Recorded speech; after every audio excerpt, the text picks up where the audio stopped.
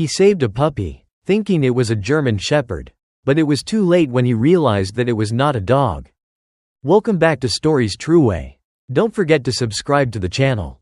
And let's dive right into the story. The storm raged like a wild beast, clawing at the night with howling winds and sheets of relentless rain. Logan Carter's knuckles were white on the steering wheel as he navigated the treacherous road. His firehouse radio silent for the first time in hours. A full 24-hour shift of back-to-back emergency calls had left him running on nothing but adrenaline and sheer willpower. The rhythmic swish of the windshield wipers was hypnotic, blurring the streaks of water and the distant glow of streetlights into a ghostly haze. "Almost home," he muttered to himself, his voice hoarse with exhaustion. Highway 16 was usually deserted this late at night, stretching dark and empty through the countryside. But as he rounded a bend, his headlights sliced through the downpour, and then he saw it.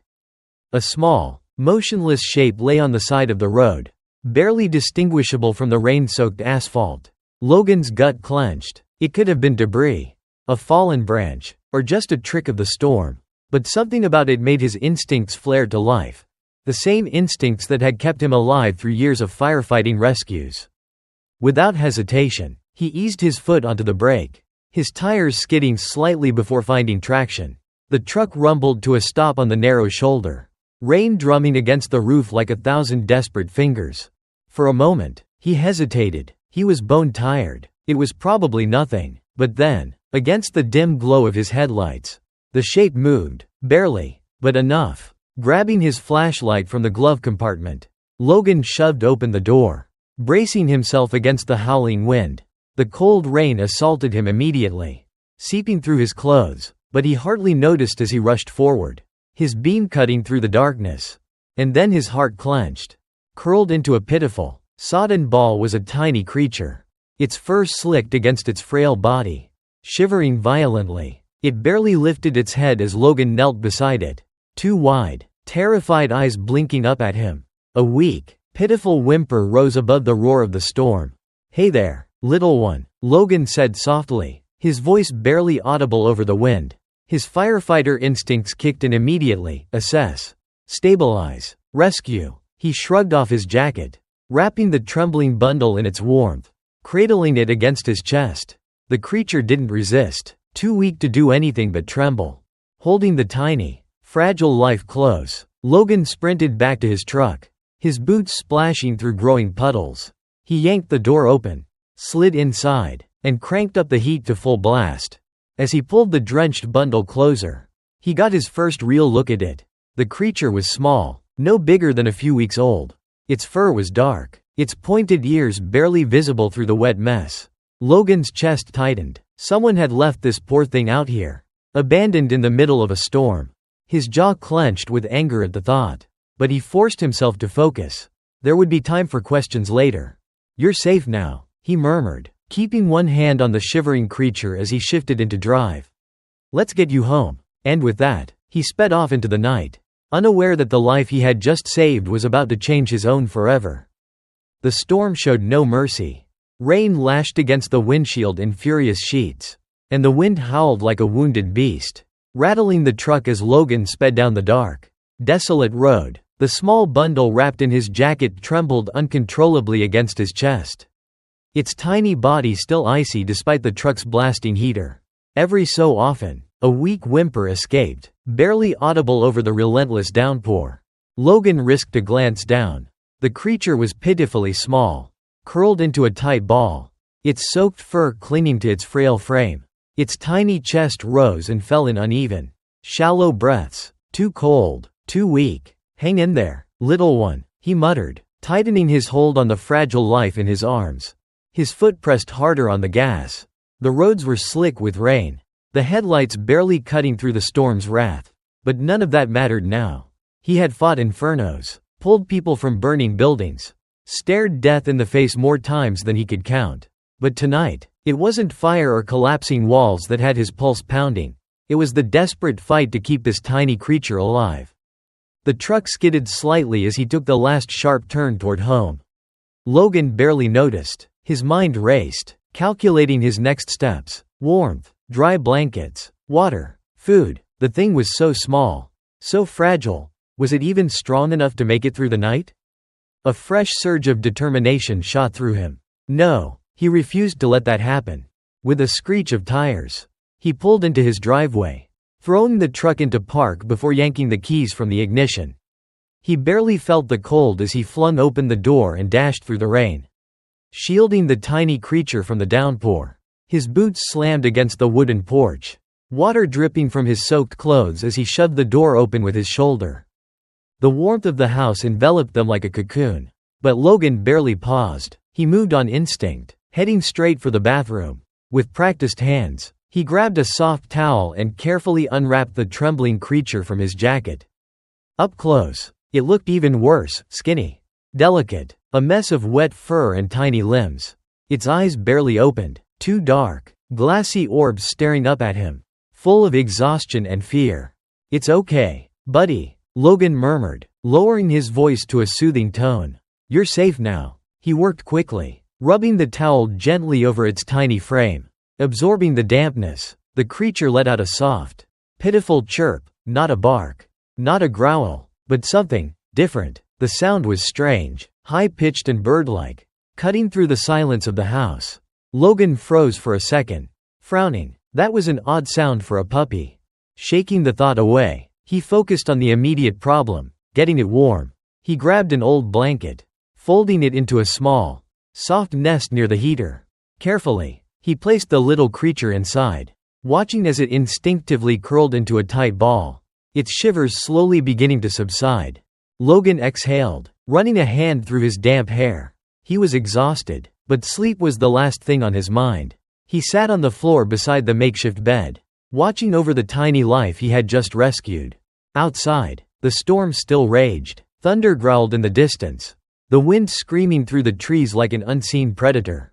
But inside, in the warm glow of the heater, the little creature let out a small, contented sigh. For the first time that night, Logan allowed himself to breathe.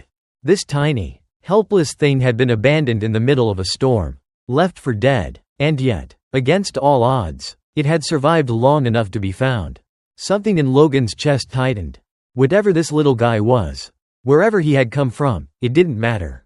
Because now, he wasn't alone anymore. The storm had passed, leaving behind an eerie stillness. The distant rumble of thunder faded into the horizon, and the rhythmic dripping of rain from the gutters was the only sound that filled the quiet house. Logan sat cross-legged on the floor, his back against the couch, eyes locked onto the small creature curled up in the nest of blankets near the heater. Its tiny chest rose and fell with shallow, uneven breaths. It was warmer now, no longer trembling violently, but it still looked so frail, so breakable. A gnawing fear crept into Logan's gut. What if it doesn't make it? He had seen too many lives slip through his fingers before. People trapped in fires, smoke stealing the breath from their lungs. Some made it, some didn't. But this was different. He had no training for this. Logan reached for his phone, his fingers shaking slightly from exhaustion. He quickly typed, "How to care for a newborn puppy." Scrolling through article after article, everything he found suggested formula, warmth, frequent feedings. He cursed under his breath. He had none of that. A weak, high-pitched chirping sound snapped his attention back to the tiny creature. Its small head shifted, nostrils twitching, its dark eyes barely opening. "It's hungry. Okay, little guy, let's figure this out," Logan murmured. He hurried to the kitchen, rummaging through his fridge. No puppy milk, no formula. The closest thing he had was some turkey slices. Not great, but better than nothing. He tore a small piece, careful to make it as tiny as possible, then returned to the little creature. Gently, he held out the food, hoping for some reaction. The creature sniffed at it, its wet nose twitching, but instead of eating, it did something strange, something that sent a shiver down Logan's spine. It picked up the tiny scrap of food in its mouth, and tried to hide it under the blanket. Logan frowned. What the hell? Dogs, even puppies, didn't do that. Dogs ate when they were hungry. This was something else, something instinctual. A flicker of unease crept into Logan's mind, but he shoved it aside. Maybe it's just too weak to eat yet. Maybe it's just a weird quirk. Determined, he dipped his finger into a small bowl of water and gently brought it to the creature's lips. At first, Nothing. Then, a small pink tongue flicked out, eagerly lapping up the moisture. Logan repeated the process, relief washing over him as the creature drank. "That's it, buddy. You're a fighter." As the minutes stretched on, Logan's exhaustion caught up with him. His head slumped back against the couch, his limbs heavy, but he refused to take his eyes off the fragile life he had rescued. The first hints of dawn painted faint golden lines through the curtains. The storm had gone, but Logan had the strangest feeling that this was just the beginning of something much bigger, something he wasn't prepared for. Because the more he watched the little creature, the more that unease crept back in. The long limbs, the sharp, pointed ears, the way it moved, not quite like a dog. And then, as if sensing his thoughts, the tiny thing let out another soft chirping noise. Not a whimper, not a bark, something else entirely. Something wild. The first rays of morning light seeped through the blinds, casting golden streaks across the living room floor. Logan stirred awake, his muscles aching from sleeping in an awkward position on the couch. It took him a second to remember why he wasn't in his bed, then his eyes flickered to the bundle of blankets near the heater. The tiny creature was awake, but something was off. Logan sat up slowly, rubbing his stiff neck. The little thing was moving, but not like a normal puppy. Its body stretched in a way that reminded him more of a cat than a dog, its long limbs extending with an unusual fluidity. Then, suddenly, it let out a sharp, high-pitched chirp, a sound that cut through the silence of the house like a bird call. Logan froze. That wasn't a bark, not even close. He narrowed his eyes, watching the tiny animal closely. It was stronger than last night, no longer a trembling mess of fur. Instead, it moved with a strange, graceful quickness, its ears twitching at every small sound, its dark eyes scanning the room with unsettling awareness. "All right, buddy," Logan muttered, pushing to his feet. "Let's get you something to eat." In the kitchen, he cracked an egg into a pan, cooking up a soft scramble. He plated a small portion and placed it on the floor near the nest of blankets. The little creature's nose twitched as it sniffed the air, ears swiveling toward the food. Logan watched closely, expecting the starving animal to dive in eagerly. But it didn't. Instead, it cautiously approached, sniffed at the eggs, then, instead of eating them, began picking up tiny pieces and carrying them away. Logan's brows knitted together. Piece by piece, the little creature stashed the food in strange places, behind the trash can, under the couch, even tucking some into the folds of the blanket it had been sleeping on. Logan let out a slow breath, his unease growing. That's not normal. Dogs ate their food. They didn't hide it like wild animals. Something cold coiled in Logan's gut. But he shook it off. Maybe it was just a survival instinct. Maybe the little guy had been starving for so long that it felt the need to hoard food. Maybe. But that chirping sound still echoed in his head. And now, watching the creature's thin, fox-like body disappear under the couch with the last bit of hidden food, Logan couldn't shake the feeling that something wasn't right. That maybe, just maybe, this wasn't a dog at all. The little creature had been in Logan's house for less than a day.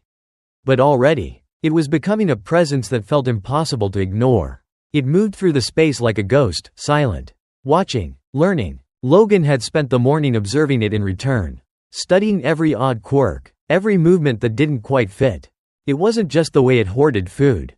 It was the way it moved, graceful, quick, almost too smooth. The way it watched him. Those dark eyes filled with something more than just simple curiosity. And, most unsettling of all, the way it made no effort to act like a dog. No barking, no clumsy puppy energy, no wagging tail. Instead, it chirped, short, high-pitched sounds that made Logan's skin prickle every time they echoed through the quiet house. It was almost bird-like, almost wild, and yet, it trusted him. That much was clear. It followed him, its tiny paws barely making a sound on the hardwood floor. If he sat down, it would creep closer, curling up just within arm's reach. Not seeking out affection like a dog would, but never straying too far, either. It was watching him as much as he was watching it. By midday, Logan knew he needed answers. "All right, little guy," he muttered, leaning forward on the couch, staring into the dark, unblinking eyes of his peculiar guest. "Time to figure out what exactly you are." He pulled out his phone and started searching. Signs of a malnourished puppy. How to tell a dog breed. Strange puppy behavior. But the more he searched, the less satisfied he became. None of the descriptions matched. His gut told him to call his friend Eddie, who always had a way of cutting through Logan's overthinking with some blunt, no-nonsense advice. But before he could dial, something on his screen caught his eye. A photo. At first, it seemed irrelevant, just an image on a random wildlife blog. But then he really looked. A small, reddish-brown animal, ears pointed, limbs long and delicate, a creature curled into itself, its fluffy tail wrapped tightly around its body. The caption beneath it sent a sharp jolt through Logan's chest. Juvenile red fox, approximately 8 weeks old. His heart skipped a beat. His eyes darted to the little creature curled up near the couch. Same small frame, same pointed ears, same strange, almost too intelligent gaze. No, that wasn't possible. It couldn't be. Could it? Logan exhaled slowly, rubbing his temples. He had picked this thing up off the side of the road. Nearly frozen to death. He had assumed it was a German Shepherd mix, assumed it had been abandoned like so many unwanted dogs. But if he had been wrong, if this thing wasn't a dog at all, then what the hell had he just brought into his home? Logan couldn't shake the uneasy feeling twisting in his gut. The more he watched the little creature, the more the truth clawed at the edges of his mind. The way it moved, silent, calculated, the way its ears swiveled at the slightest sound, the way it chirped instead of barking. It wasn't a dog. And if it wasn't a dog, then what the hell had he been nursing back to health? There was only one way to find out. By the time Logan pulled into the parking lot of Dr. Patel's veterinary clinic, the afternoon sun had burned away the morning's chill. He had wrapped the small creature in a soft towel, cradling it against his chest as he stepped out of the truck. Inside, the scent of antiseptic and pet shampoo filled the air. A few pet owners sat in the waiting area, their dogs shifting restlessly at their feet. Logan caught more than a few curious glances as he checked in at the reception desk. He didn't blame them. Rusty, because he had finally settled on a name, didn't look like anything they'd seen before. A few minutes later, Dr. Patel, her sharp eyes warm with familiarity, motioned for Logan to follow her into an examination room. "All right, let's take a look at the little guy," she said, slipping on a pair of gloves. Logan carefully set Rusty down on the stainless steel exam table. The tiny creature sat still, ears twitching, eyes darting around the room as if assessing every possible escape route. Dr. Patel began her examination, her movements gentle but efficient. She checked Rusty's eyes, his ears, his tiny, razor-sharp teeth. Her fingers ran along his spine, feeling for abnormalities. Then she lifted his front paws, frowning slightly. "These legs are long," she murmured. Logan tensed. "Is that bad?" Dr. Patel didn't answer immediately. She pressed lightly along Rusty's ribcage, then ran a thumb over his delicate paws. Rusty didn't resist, but his eyes tracked her every move with unsettling focus. "His proportions are unusual," she finally said, tilting her head. "Longer limbs than a typical puppy. Sharp features. His teeth, they're already more developed than they should be for his size." She straightened, studying Rusty for another long moment. "How's his behavior at home? Any barking?" Logan hesitated. "No, he doesn't bark. He chirps." Dr. Patel's eyebrows shot up. "Chirps? Yeah, like a bird. And he hides his food instead of eating it." A flicker of something crossed the vet's face, something Logan didn't like. "Dr. Patel?" His voice was tight. She didn't answer right away. Instead, she walked to her desk, pulled open a drawer, and retrieved a tablet. A few taps later, she turned the screen toward Logan. His stomach twisted into a tight knot. The image on the screen was nearly identical to the little creature sitting on the exam table. A small, reddish-brown body, delicate legs, large, pointed ears, sharp, intelligent eyes. Not a dog. Not even close. The words beneath the picture made his pulse pound. Red fox, vulpes vulpes. Juvenile. Approximately 6 to 8 weeks old. Logan's throat went dry. "No," he muttered, shaking his head. "That's not, he can't be." Dr. Patel gave him a sympathetic look. "Logan, I think you rescued a fox." The words slammed into him like a wrecking ball. His mind reeled, his pulse hammering in his ears. A fox. Not a stray puppy. Not a lost pet. A wild animal. Logan turned to Rusty. The little creature was staring up at him. His dark, knowing eyes unreadable. As if, in some way, he already knew what Logan had just learned. And for the first time since that stormy night, Logan wasn't sure if he had saved Rusty. Or if he had just made a terrible mistake. Logan sat frozen in the dimly lit vet's office. Dr. Patel's words ringing in his ears. "I think you rescued a fox." The room suddenly felt too small. The air too thin. His pulse pounded against his temples as he stared at Rusty, who sat calmly on the exam table. His bushy tail curled neatly around his small frame. A fox. Not a dog. Not a pet. A wild animal. Rusty tilted his head, those sharp, dark eyes watching Logan with an unsettling awareness. Almost as if he understood what had just been said. Almost as if he had known all along. Logan swallowed hard, his throat dry. "You're sure?" His voice barely sounded like his own. Dr. Patel gave him a knowing look. "I had my suspicions the moment I saw him," she admitted, setting down her tablet. "The body structure, the behavior, the way he moves, it's all wrong for a dog." She glanced at Rusty, who chirped softly, his ears flicking toward the sound of rustling papers. "But now, with the DNA results? There's no doubt. Logan, you've been raising a red fox."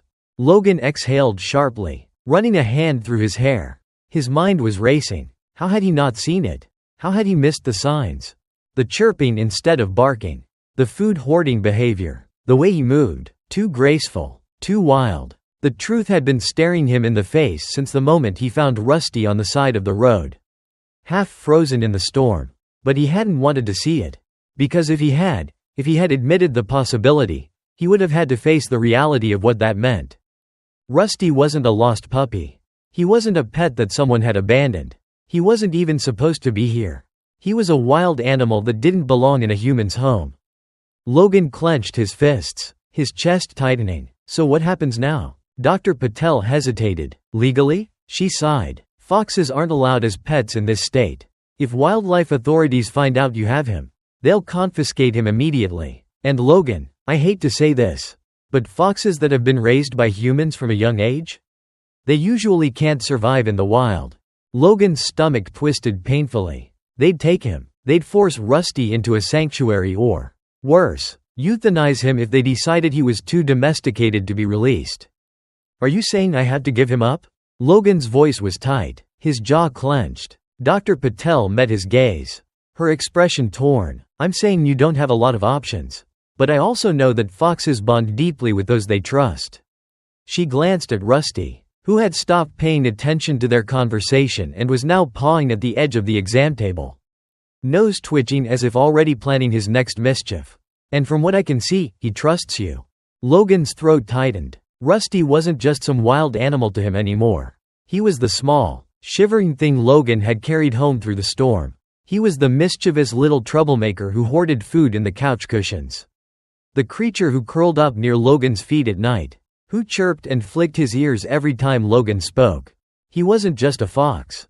He was family. And now, because of one night, one choice, he was in danger of losing him forever.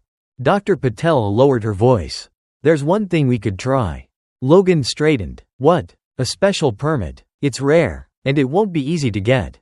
But there are exceptions made for non-releasable wildlife. If you can prove that Rusty isn't capable of surviving in the wild, that he's too domesticated, you might be able to keep him." Logan's mind was already spinning. "What do I have to do?" "You'll need documentation, behavioral assessments, proof that he can't be released.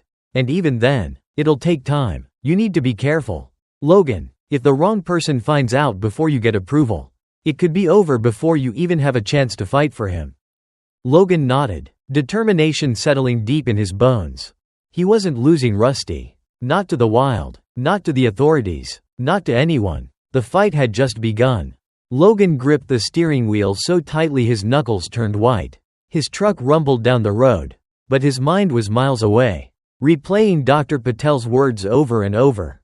If wildlife authorities find out, they'll confiscate him immediately. The thought made his chest tighten painfully. He stole a glance at Rusty, curled up in the passenger seat, his small frame rising and falling in a steady rhythm. He looked so peaceful, blissfully unaware of the storm brewing around them. But Logan wasn't. His mind raced, already calculating his next move. He needed that permit. That was his only shot at keeping Rusty legally. But time was against him. Because if someone reported him first, it wouldn't matter how much Rusty trusted him. It wouldn't matter how much Logan had done to keep him safe. They'd take him away. And Logan knew, without a doubt, that Rusty wouldn't survive that. By the time he pulled into his driveway, the weight of what he had to do was pressing down on him like a collapsing ceiling. Move fast, keep quiet, and most importantly, keep Rusty hidden. The next morning, Logan stood at his kitchen counter, flipping through the permit application on his laptop. The list of requirements was daunting. A secure enclosure meeting state wildlife standards. Veterinary records proving domestication. A behavioral assessment from an approved expert. A formal petition reviewed by the Wildlife Department. He exhaled sharply. This was going to be a battle. Rusty, meanwhile, had other plans. From his usual perch on the windowsill, the little fox watched the world outside with keen interest. His ears flicked at the sound of birds. His nose twitched at the scent of the morning breeze. And then, before Logan could stop him, he jumped. A blur of red fur shot through the house. Logan barely had time to react before Rusty slammed against the sliding glass door. His tiny paws scrabbling at the glass. Logan's stomach dropped. Outside, just across the street, Mrs. Chen, the nosiest woman in the neighborhood, stood watering her flowers. And she was staring right at Rusty. Logan lunged for the fox, scooping him up just as Mrs. Chen's eyes narrowed. She hesitated for a moment, her lips pursing. Then, slowly, she turned away. Logan's pulse hammered in his ears. Had she seen enough? Had she realized what Rusty was? He shut the blinds, his mind racing. No more walks, no more window time. Rusty had to stay out of sight. Because now, Logan knew for certain, the neighborhood was watching. Later that day, Logan walked into the fire station, exhaustion weighing him down. The usual hum of conversation filled the air. But something felt off.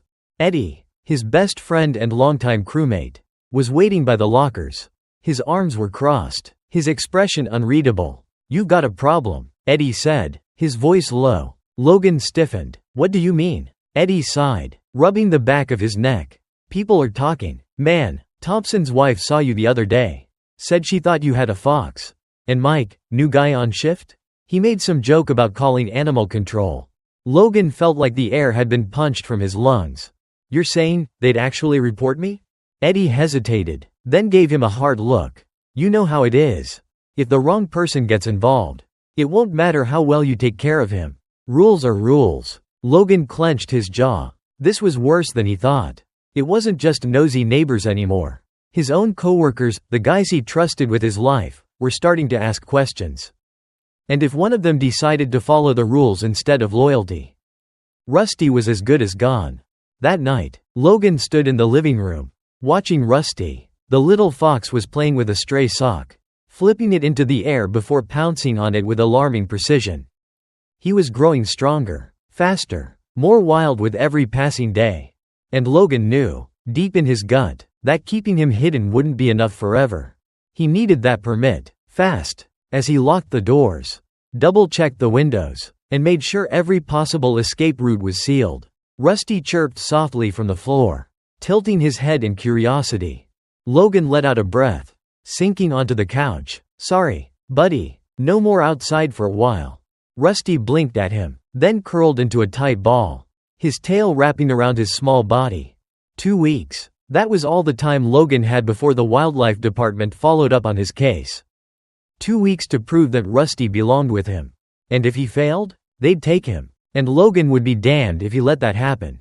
Logan sat at his kitchen table, his laptop screen casting a cold glow in the darkened room. Stacks of papers, printed forms, and handwritten notes were scattered across the surface. The special wildlife permit application was open in front of him, and the deadline was closing in fast.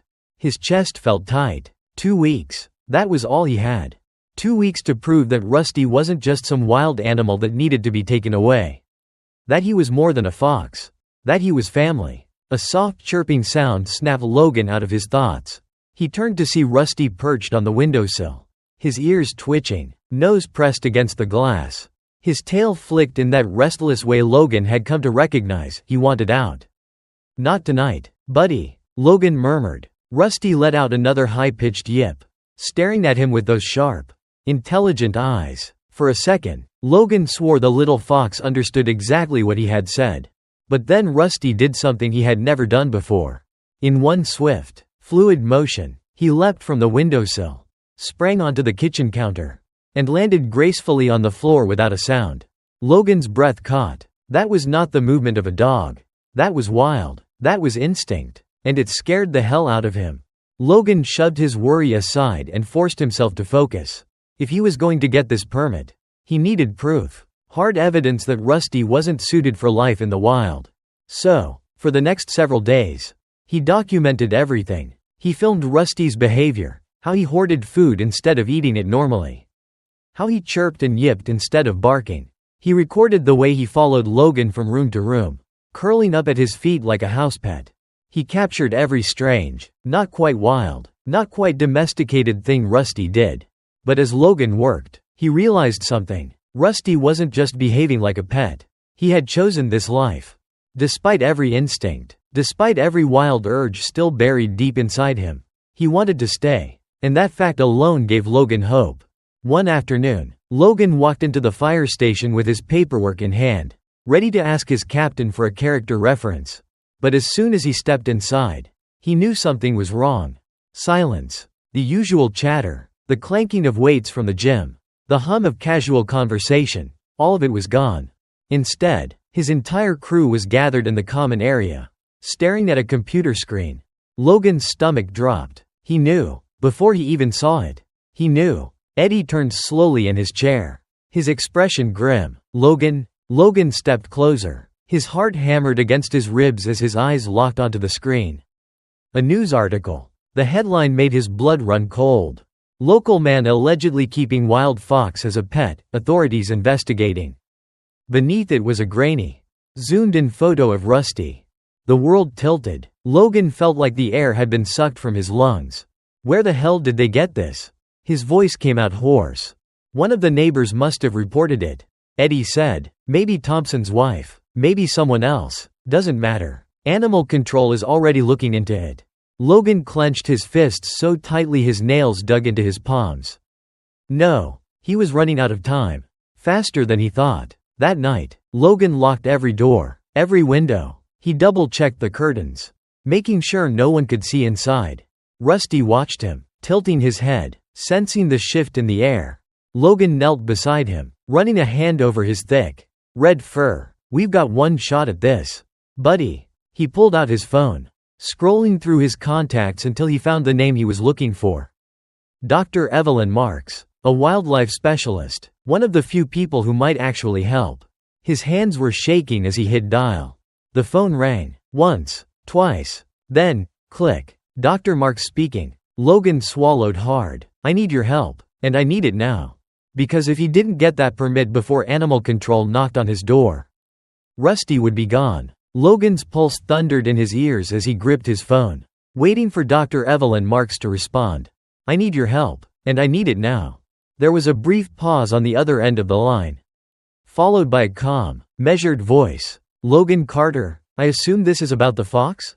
His throat tightened. She already knew. Yeah, he admitted, his voice raw. Animal control is coming. I don't know when, but it's happening soon. If I don't get that permit, they'll take him. Dr. Marks let out a slow sigh. I won't lie to you, Logan, your case is complicated. The wildlife department doesn't grant exceptions easily. They'll need undeniable proof that Rusty is non-releasable. Proof that he's too domesticated to survive in the wild. I have it, Logan said quickly. Videos, vet assessments, behavioral records. I'll send everything. That's a start, she replied, but it won't be enough on its own. They'll want to see him in person. I can arrange for an official evaluation. But Logan, she hesitated. Her tone firm. If they think he's even remotely capable of fending for himself, they won't approve the permit. And once they deny it, there's no appeal. Logan's stomach twisted. He already knew the risk. But hearing it out loud made it feel suffocating. One shot. One chance. No mistakes. Set it up, he said, his voice steel. I'll bring him in. The next morning, Logan carefully loaded Rusty into his truck, his heart hammering. Rusty, oblivious to the danger, chirped softly and curled into the passenger seat, his nose twitching as he took in the morning air. "You ready for this, buddy?" Logan murmured, stroking the fox's thick fur. Rusty let out a soft chuff, rubbing his face against Logan's sleeve. Logan's chest ached. He has no idea I'm fighting for his life. The drive to Dr. Mark's Wildlife Assessment Center was tense. Every red light, every passing police car made Logan's grip tighten on the wheel. Any moment, someone could stop him. Someone could recognize Rusty. When he finally pulled into the facility, Dr. Marks was already waiting. She was tall and lean, with sharp eyes that had seen more wild rescues than Logan could count. "Let's get him inside," she said briskly, leading them to a private room at the back of the center.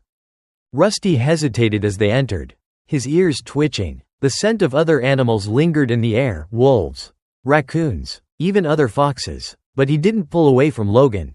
Instead, he pressed closer. Dr. Marks took note. "He's bonded to you," she observed. "That's a good sign for your case." Logan released a shaky breath as she began the evaluation. She tested everything. Could he track a moving object like prey? Rusty's ears flicked, but when Dr. Marks tossed a small toy mimicking a rodent, Rusty only stared at it, uninterested. Would he react to fox calls from a speaker? Rusty's ears perked at the sound of distant fox cries. But he didn't respond. He glanced at Logan instead, chirping softly. Could he recognize and navigate natural terrain? Dr. Marks placed him in a controlled environment with logs, dirt, and hiding spots. Most foxes would burrow or try to camouflage. Rusty did neither. Instead, he paced the edges of the enclosure, searching for Logan. Each failure sent relief flooding through Logan's veins. Rusty wasn't a wild fox anymore. He was something else, something between wild and tame. And that meant, Dr. Marks finally sighed, removing her glasses. "I'll file my report today," she said, "but I have to warn you, it'll take time for approval." Logan's hands clenched into fists. How much time? Days. At least. Maybe a week. A week. He didn't have a week. The second Logan pulled into his driveway, he knew something was wrong. A white government-issued vehicle was parked outside his house. Two uniformed wildlife officers stood at his front door, clipboards in hand. His heart stopped. Rusty chirped softly beside him, unaware of the storm about to hit. Logan inhaled sharply. "Stay calm. Think fast." Slowly, he stepped out of the truck. One of the officers turned, his expression unreadable. "Mr. Carter?" Logan forced a nod. "That's me." The officer flipped through his clipboard. "We've received multiple reports about an unregistered wild animal being kept on this property." His gaze swept toward the truck, sharp and calculating. "We need to conduct an inspection." Logan's stomach dropped. They were here, and he wasn't sure he had enough time to stop them. Logan's pulse pounded in his ears as he forced himself to stay calm. The two wildlife officers stood on his doorstep, their uniforms crisp, their expressions unreadable. They were here for Rusty. The clipboard in the lead officer's hands looked official, too official. It might as well have been a death sentence. "Stay calm. Stay in control. Mind if we come in, Mr. Carter?" the officer asked. Though his tone made it clear it wasn't really a request. Logan's mind raced. If they stepped inside, if they saw Rusty before his permit was approved, it was over. They'd take him. And Logan knew, deep in his gut, that Rusty wouldn't survive in a cage. He forced a tight-lipped smile. "What's this about, exactly?" The second officer, a woman with sharp eyes, tapped her clipboard. "We received multiple reports about a fox being kept as a pet at this residence. We need to verify the situation." Logan's hands clenched at his sides. Thompson's wife, Mrs. Chen, maybe even one of his co-workers. Someone had tipped them off. "Fox?" Logan let out a forced chuckle. "You sure you've got the right house?" The lead officer didn't smile. "We'd like to take a look." Logan's heart slammed against his ribs. Think fast." Rusty was still in the truck, hidden in the passenger seat. If he moved, if he made a noise, if they saw even a flash of red fur. "You got a warrant?" Logan asked, crossing his arms. Both officers exchanged a glance. A flicker of hesitation. "We don't need one for wildlife violations," the female officer said. "But if you refuse, we'll escalate the case." It won't take long for a judge to sign off on an order for seizure. Seizure. The word sent ice down Logan's spine. They were ready to take Rusty. Right now. He needed to stall. Logan exhaled sharply, pretending to consider. Look, I get it, but this is a misunderstanding. I don't have a fox. I do have a permit application pending with Dr. Evelyn Marks. Maybe you know her? At the mention of her name, the officers hesitated. Bingo. Dr. Marks was respected. If she was involved, this wasn't just some illegal pet case. It was under review, and they knew that. We're aware of Dr. Marks' involvement, the male officer admitted carefully. But until a permit is granted, then there's nothing illegal yet. Logan cut in smoothly. Because the case is still under review.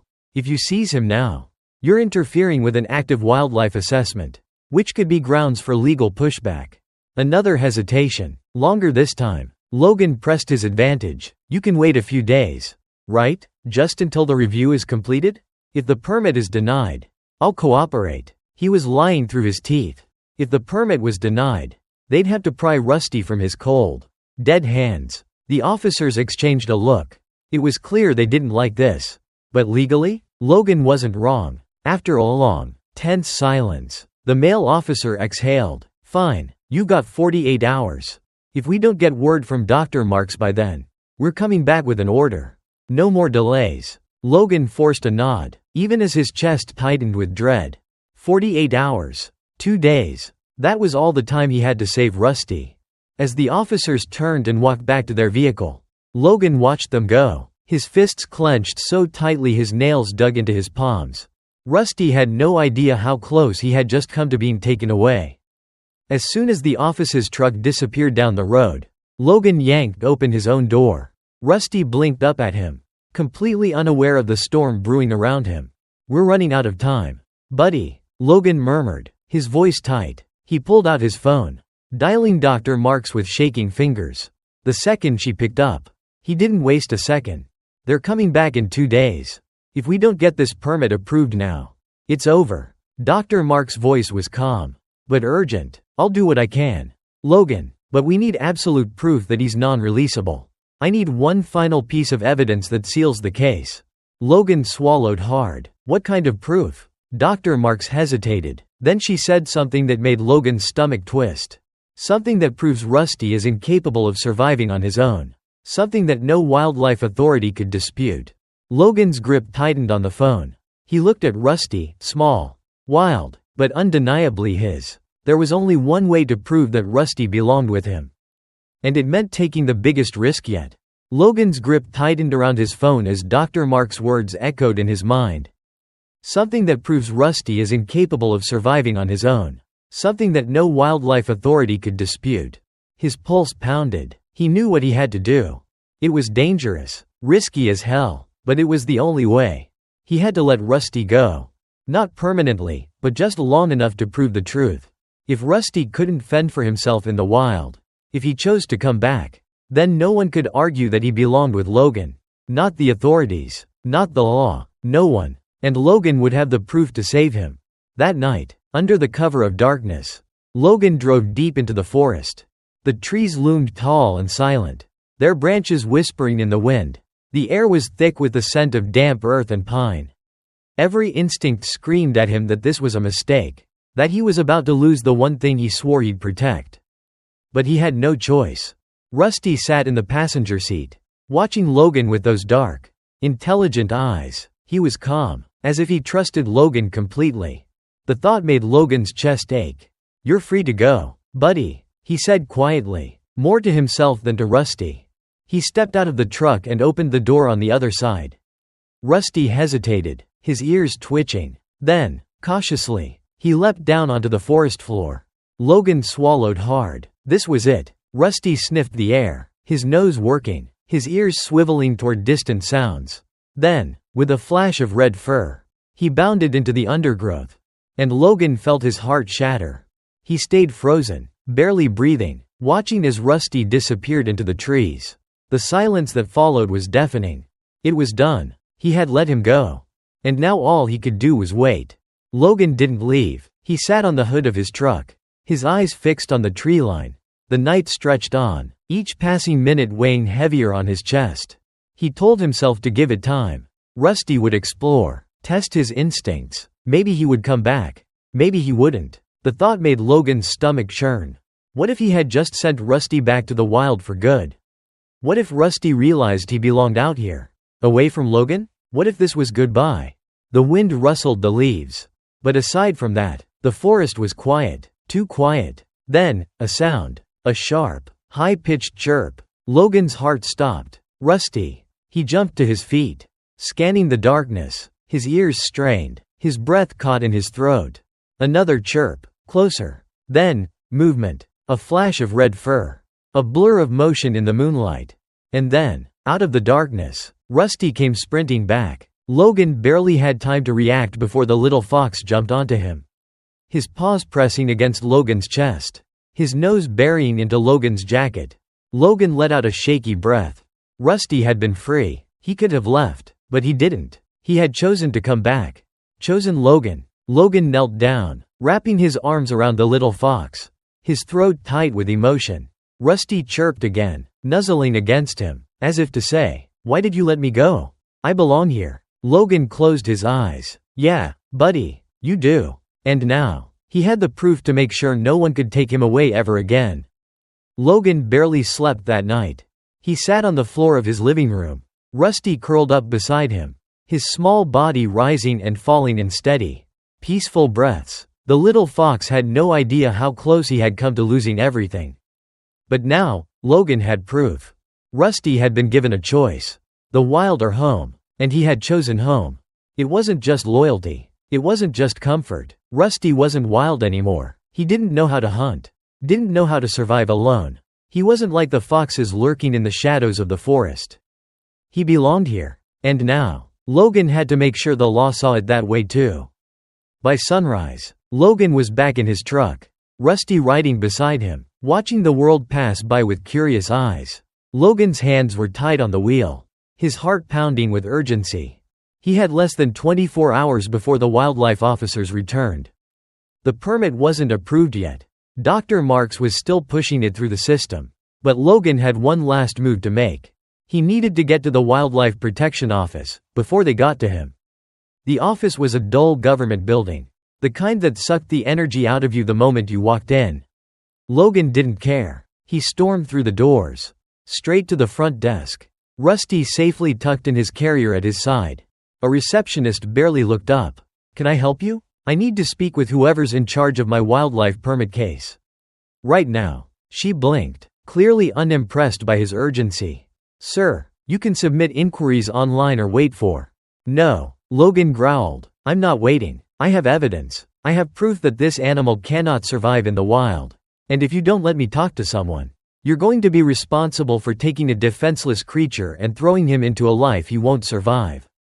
The receptionist stared at him, taken aback. Then, without a word, she picked up the phone.